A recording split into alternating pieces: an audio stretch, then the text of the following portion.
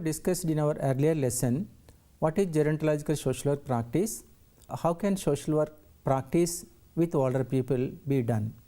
So, as professional social workers studying gerontological social work, you should take utmost care, and also you should know about the social work and also the practice of social work with older people. And in this class, we would like to focus upon the important aspect, that is non-governmental organizations, popularly we call it as NGOs, and the older persons. So, nowadays you all know that government alone cannot take up all the activities relating to any section or any underprivileged groups of the societies. Thereby, the government has been encouraging non-governmental organizations also in the care of the older people. Even in the national policy on older persons, and also in other legislations like Maintenance and Welfare of Senior Citizens Act 2007, and also the role of NGOs should be there. This how NGOs have been assuming a greater role in dealing with the issues of the older people in India. So, the decline of the state's role in various aspects along with the elderly is accompanied by increasing attention towards civil society organizations. Of late, the number of non-governmental organizations working for the benefit of the elderly people in India are growing. To understand about the NGOs and the role of NGOs in elder care, and also how professional social work and NGOs work together to implement or for the betterment of the quality of life of the older persons. NGOs, earlier we used to call voluntary associations, voluntary organizations, and also now non-governmental organizations, community-based organizations, civil society organizations. These are all the various names, and wherein all of them they work for the betterment of the people. A non-governmental organization, NGO, is a legally constituted organization created by natural or legal persons that operates independently from any form of government. The United Nations describes an NGO that any non-profit voluntary citizens group when is organized on a local, national or international level. NGO can be defined as self-governing, private, not-for-profit organizations that are geared to improve the quality of life for the disadvantaged people. The remodeling processes of the welfare state have led to the rapid development of non-governmental organizations in India. Across the world, the number of internationally operating NGOs is around 40,000, and the number of national NGOs in India is around 1 to 2 million. India being a largely populated country, it is not easy to meet all social and human needs by the government alone without the help of NGOs. NGO takes efforts to satisfy the needs of a common man and development of nation by undertaking various projects, and thus helps the government to fulfill its objectives. The NGOs, civil society organizations, have a role to play in providing basic needs and amenities, and to address the problems of the downtrodden, destitute and weaker sections such as women, children, elderly. So, in this context, the Government of India and also different state governments have been providing aid to non-governmental organizations through its various departments. We can classify the NGOs, and there is a need to know about the classification of NGOs. NGOs are classified into various forms depending upon the criteria of performing modes, such as by the level of orientation. NGOs would be divided charitable, service, participatory, empowering, etc. It means these NGOs, for example, charitable NGOs working for charitable aspects.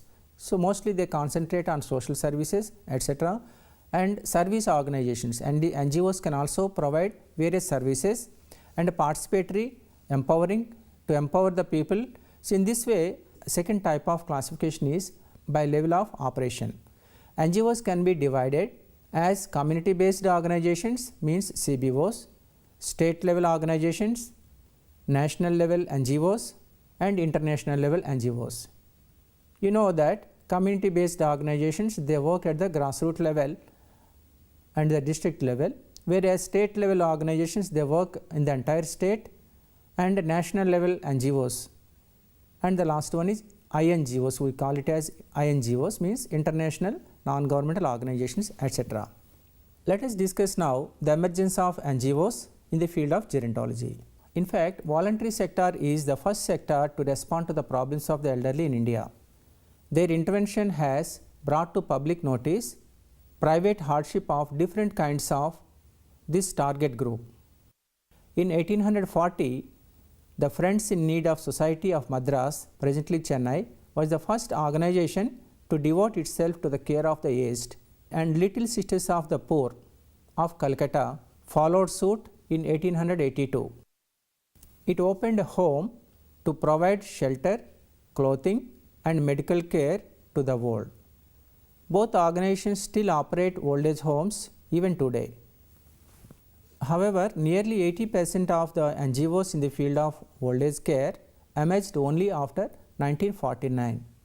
Helpage India is one of the important non-profit organizations formed in the year 1978.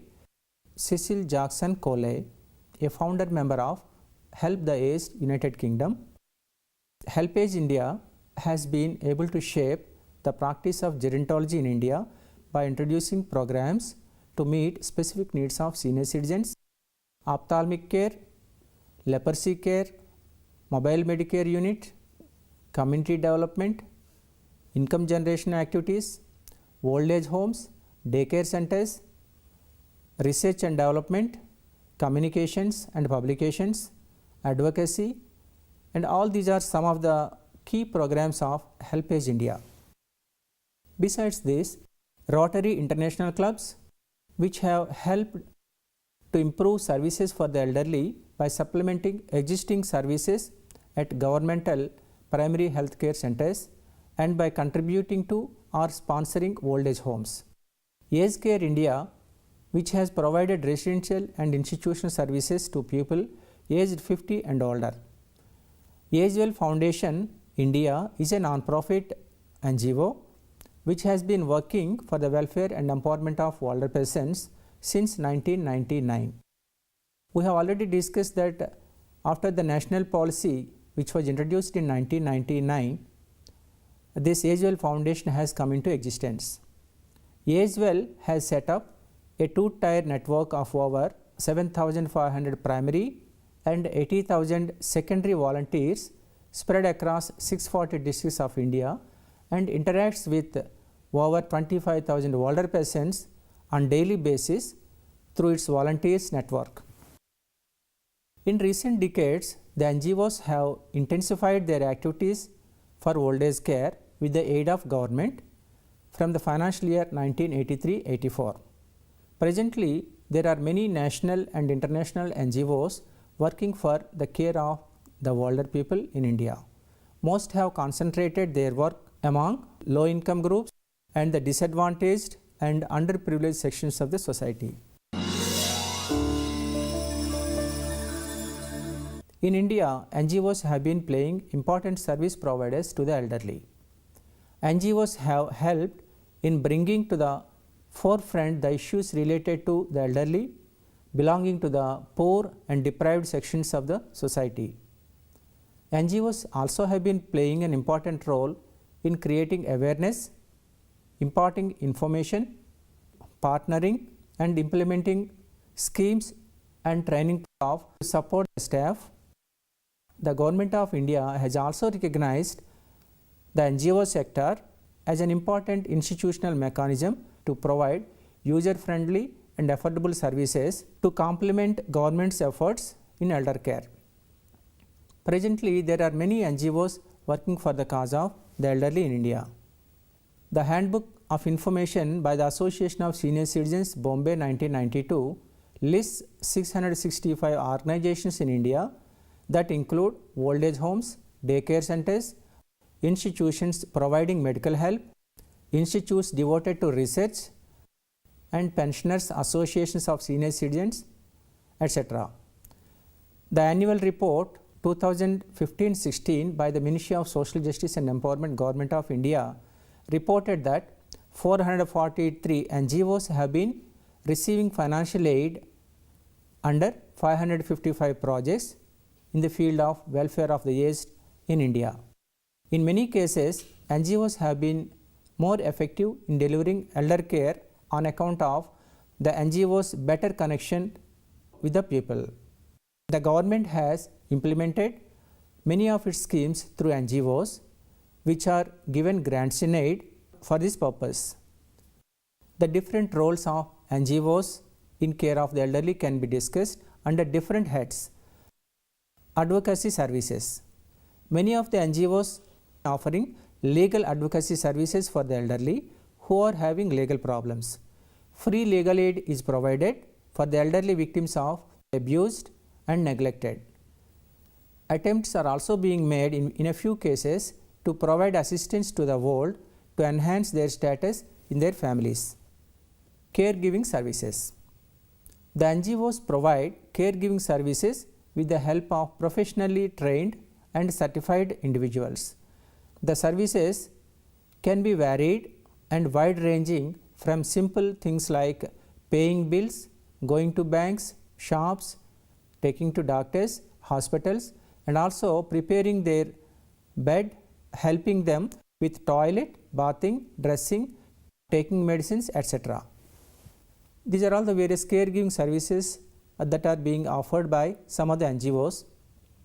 Daycare centers, set up mostly by NGOs with assistance from the government. The daycare centers caters to the needs of at least 50 older persons in a center. The aim of the daycare center is to keep the elderly integrated in their respective families and to supplement the activities of the family in looking after their needs. The well-to-do as well as the poor in this age group may benefit from this program. Formation of self-help groups for senior citizens. The elderly can be engaged in some income generation activity through self-help groups, that is SHGs, and can be encouraged with microfinance to run their ventures. This will keep them occupied and make better health, economic and social status. Health and medical services. Regular health or eye camps would be organized by some NGOs both in rural and urban areas. Palliative care training and service would be given to community volunteers, community health workers to take care of the senior citizens till their lifetime. Mobile Medicare and special ambulance units with toll-free number for transporting elders to remote areas to reach unreached areas. Meditation, yoga and simple exercises, nutritious food would be made available for senior citizens by some NGOs. Geriatric in-service training for doctors and paramedical staff would be given to ensure availability of trained persons. In addition to these services, some NGOs are running community hospitals for elderly patients, primary nursing care and rehabilitation centers for the elderly suffering from senile dementia, the terminally ill and frail elderly. Income generating activities. For the older persons who have the skill, expertise, willingness to work as some part-time employment to augment their incomes. NGOs have been providing income generation and vocational services to the elderly for augmenting their financial status. Long-term care and facilities. Long-term care includes a bucket of services to meet the medical and non-medical needs of disabled or chronically ill patients. These services can include social, medical or nursing as well as community services. Providing long-term care has become utmost importance in view of the increased life expectancy and improved medical facilities. Multi-service centers. Some voluntary organizations or NGOs have set up multi-service centers. There are NGOs working in various regions with assistance from the government and different larger organizations or donor agencies, old age homes. Some NGOs have been providing accommodation and other institutional care for the elderly, destitute, poor and others who are in need of these services. Hence, the government to set up model old age homes and gives encouragement and financial assistance to the NGOs. Old age home is a residential unit for at least 25 poor or destitute elderly. It should have a part-time medical officer and a trained social worker.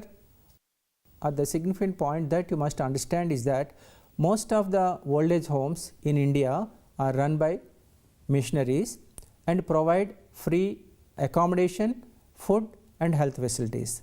The Helpage India's Directory of Old Age Homes in India listed about 1234 homes in the year 2009. Awareness and sensitization programs. In order to maintain age-friendly environment, NGOs are conducting sensitization programs for the younger generations and disseminating knowledge on various issues of the elderly. Many of the NGOs have been providing training and development programs for the aged and their families. They facilitate exchange of knowledge through developing and updating training modules, guidelines and information, education and communication material also nowadays some of the NGOs have been providing.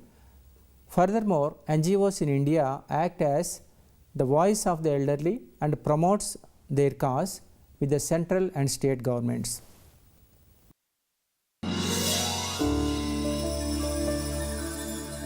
The Constitution of India mandates governments to provide public assistance to the elderly. The Government of India has decided for the first time to give grants to voluntary organizations working for the care of the aged for health care, income generation, subsistence training and old age homes. The 8th five-year plan of the Government of India enunciated a two-pronged approach, encouraging the young to save for their old age and the economic support to the aged. With a view to improve the quality of life of the older people, the Ministry of Social Justice and Empowerment launched a flagship program or scheme called as Integrated Program of Older Persons.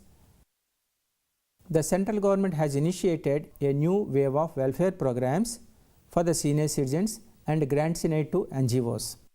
Voluntary organizations set up 212 old age homes, 31 mobile Medicare units and many daycare centers by 1995 under the Integrated Program for Older Persons scheme. NGOs are provided with financial assistance up to 90% of the project cost to establish and maintain old age homes, daycare centers and mobile Medicare units, while the remaining 10% has to be borne by the concerned NGOs. A scheme of assistance to voluntary organizations for the construction of old age homes was launched during 1996-97. The scheme aims at providing at least one old age home for the district for at least 25 persons above the age of 65, preferably destitute. The national policy on older persons recognized the role of NGOs in providing user-friendly, affordable services to complement government's endeavors to create healthcare system for the elderly. While implementation of the programs for the elderly, some of the NGOs have been facing some problems. So what are these problems? So today the NGOs in the country assume a prominent role in multifarious developmental programs and activities. The achievements and success of the NGOs in various fields and the excellent work done by them in specific areas is no doubt a tremendous task that has helped to meet the changing needs of the society. However, in spite of the achievements in various fields, NGOs are facing different problems organization to organization, region to region. The major problems faced by NGOs like funds crunch, delay in sanction of projects, lack of professionalism in NGOs, improper utilization of funds, internal disputes and lack of secondary leadership, etc. there are hardly any signs of innovations in organizing programs which would ensure the involvement of the community in taking care of the aged. In this context, steps may be taken to further strengthen the positive aspects of the voluntary sector. Greater attention may be paid to fill the gaps to enhance the effectiveness of the NGOs catering the needs of the older people. So, I would like to sum up by saying that NGOs have been doing well. However, the NGOs, they need a kind of support, especially the financial support from various sectors. Since the government has been giving limited funds or resources to the NGOs, they need to focus upon the other areas and they need to tap the resources from different organizations. Therefore, NGOs and the government, academic institutions, educational institutions, and also the other older people associations, that is the associations of the older care, they should take an appropriate role in catering the needs of the older people in the country.